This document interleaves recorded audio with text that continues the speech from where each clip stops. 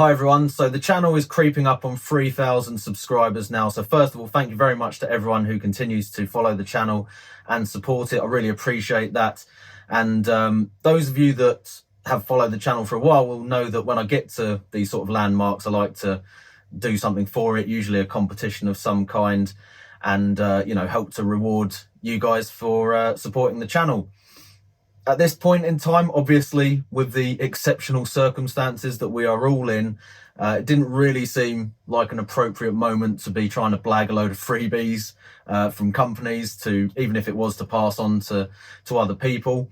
So I was trying to think of an alternative idea the other day, and it just so happened that pretty much at the same time, an email dropped into my inbox from the Craft Beer and Brewing website that was talking about the Altogether IPA collaboration project. Now, some of you may have heard about this already, but essentially it's a worldwide brewing collaboration project where lots of different breweries all over the world are getting together to brew a kind of set recipe or a couple of varieties of a set recipe, and they are obviously using that to generate a bit of income for themselves because they are having a tough time anyway, but also taking a portion of those proceeds and donating it to charities and good causes that are supporting people who work in the hospitality and brewing industries, who are obviously also having, a big problem at the moment in terms of, losing out on work and income and all those sorts of things. So what I want to do for this time round is to basically try and get as many of you guys involved in this as well from a home brewing perspective, and to get lots of people together as home brewers to help promote this and support this collaboration project, and obviously help to maybe drive a little bit more business towards these breweries and so on. So yeah, let's talk a little bit more about that and the recipe that I'm going to be brewing for it.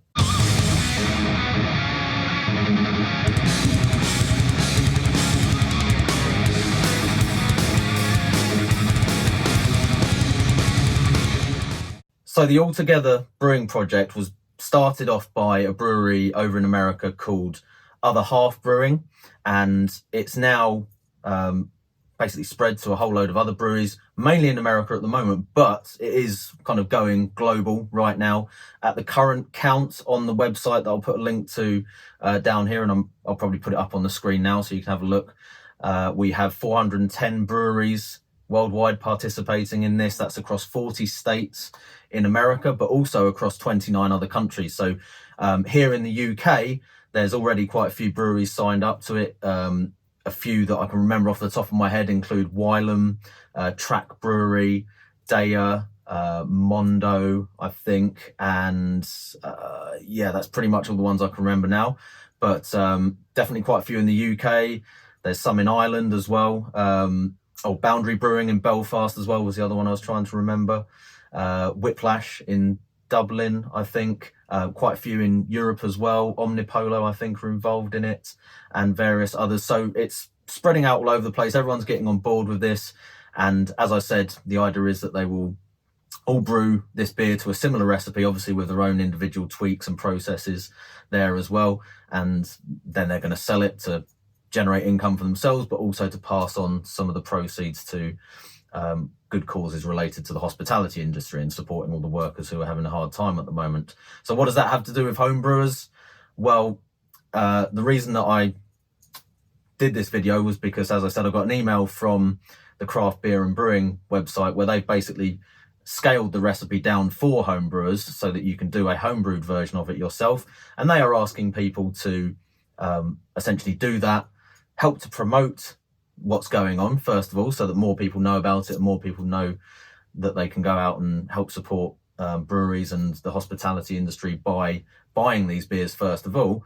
But also so the home brewers themselves can obviously make the beer at home and then have a reason to go and buy the beers also for themselves, so that they can maybe do some taste comparisons and so on, and just see how their beer comes out compared to the commercially brewed versions. So that sounds like a great idea to me. It's an excuse to brew more beer, which I'm always up for.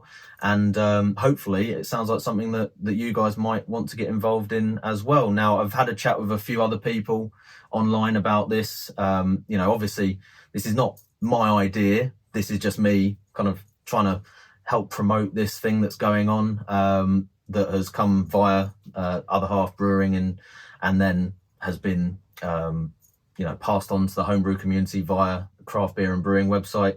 But I just want to use this platform and the whole 3K subs thing to maybe push it out to a few of you guys who watch my channel as well.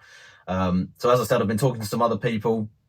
Dan over at Worcester Homebrew Club seems quite keen on this, and we talked about it as maybe something that you could do as part of your homebrew clubs. Now, obviously, people aren't able to meet up in person now, but this is something that could be a great idea for a virtual club night where you get the people at your club to have a go at brewing this beer, and you can do some virtual tastings online when you're doing your online video meetings and whatnot. So if you're in the club or you run a club, maybe this is something that you could do as one of your meetings coming up, or a theme for that, which would be cool. I think we've got the International Homebrew Day coming up, beginning of May. I should really have checked what the actual date is for that, but maybe this could be something that you could brew for that. Maybe we can get some live brew days going on for this. Maybe we can do some live tastings or tasting meetings and things like that online, and get people together a bit in this weird time when we can't actually get together, as it were. So yeah, that's what it is. And it would be cool if as many of you got involved as you could, really. I'm definitely going to be obviously doing it myself, and I'm probably going to do a live brew day for this, and some sort of tasting video, or maybe an online live tasting meeting or something like that. Hopefully get some people involved from my own club, Bedford Homebrewers. I know a couple of you have already said that you'd be interested in doing that. So yeah, that's it really. The recipe, I should probably talk about what the recipe is. It's a American IPA recipe, so it's a West Coast IPA recipe, but there's two variations of it on the website. So you can do a traditional kind of West Coast IPA, or there's a slightly more New England IPA take on it, where they basically just reduce the bittering addition significantly, or take it out. I'm not sure which, but the grist is fairly simple. The hop bill is not the simplest, but there's fairly commonly available hops in there, so hopefully most of you will be able to get hold of those. And it is also popping up on a few of the home brewing websites as well. So I think Malt Miller have got this in kit form, so if you're able to actually get on there and get an order in, this for the guys in the UK, they are selling it as a kit there too. So let me just check what's actually on the recipe. Right, so I'll put some links in the description down there for you to get straight to the websites yourself, but just quickly I'll go through roughly what the recipe is. So it's American West Coast IPA, OG 1060, FG around 1013, IBUs of 57, which should give us about a 6.2% ABV beer. In the grist we have, I'm going to do this metric, so sorry anyone in the US or elsewhere that wants the pounds version, you can go and look that up yourself on the website, but 4.3 kilos of pale two-row malt. We've got 794 grams of flaked oats and 198 grams of carapils. So fairly simple grist. And you can see with the oats there, that's kind of giving you that option in terms of it being more of a New England style beer, I think. Hop schedule, you've got Columbus, 31 grams at 60 minutes, which will give you a good whack of bitterness. Then everything else is Whirlpool and dry hop. So we've got Mosaic, Cascade, and that's it. Mosaic and Cascade in the Whirlpool, 40 grams of the Mosaic, 28 grams of the Cascade, and then dry hopped with 82 grams of Mosaic, 43 grams of Cascade, 43 grams of Citra, and 43 grams of Simcoe. So you get the idea. It's a bit of a hot bomb, but should be, I mean, that sounds like a great beer to me already, just going through the ingredients list there. Yeast, they're suggesting obviously one of the standard US West Coast yeasts, like US 05, the Chico strain, or White Labs WLP001.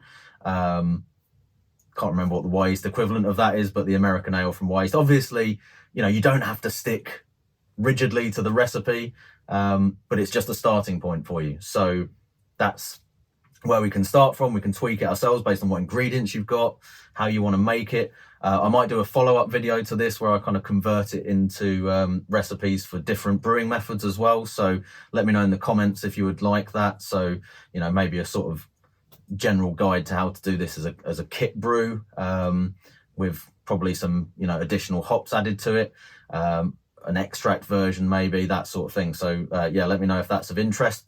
And as I said, there's a variation on it for the New England IPA style, which is basically taking most of the Columbus out of the 60-minute edition. So you drop your IBUs down to, I can't remember exactly what it was, but sort of 20 or 30 odd IBUs, and use a different yeast. So a New England style yeast like the London Fog Ale, London Ale Free, what the other ones, Imperial Juice, although I think that's actually the same as London Ale Free.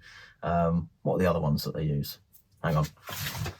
No, that's basically the ones that they've suggested on the website, but other ones that you might want to look at, maybe like a Vermont strain, Conan, or yeah, there's a few different ones now. There's a few blended ones as well. But yeah, that's the variation in terms of the New England IPA.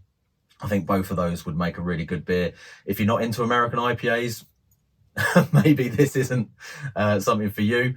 But you know, even if it's not, then you know, perhaps you could support what's going on in another way, if you can. Now, I know that everyone's having a tough time at the moment, and it's not just breweries and you know, people who work in that industry and so on. And you know, you personally might be having, you know, issues yourself in terms of your job and your income and all that kind of stuff. So, you know, obviously this is for those that are able to. Please support this.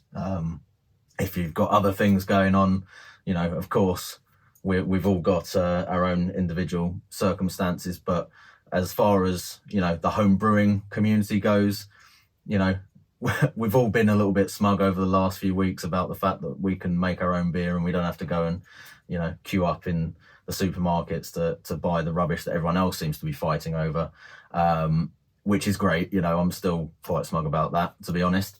But at the same time, you know, the guys that have inspired us to make our own beer, who work in the, you know, the smaller breweries and the craft breweries and everywhere else, the bars and the pubs that support us and support our brewing clubs and competitions and all of these sorts of things, we can help them out a little bit with this if we get involved. So yeah, it would be cool if you could do that if you're able to. So I think that's where I'll leave it. So yeah, cheers guys. Let me know what you think about this and any other ideas that you've got. As I said, try and promote. This isn't just a thing for me, for this channel. This is for everyone. So please promote it however you can as well. If you're interested and you want to get other people involved as well. Like I said, if you're in clubs and doing other things like that, then maybe suggest this as an idea if they haven't heard about it already.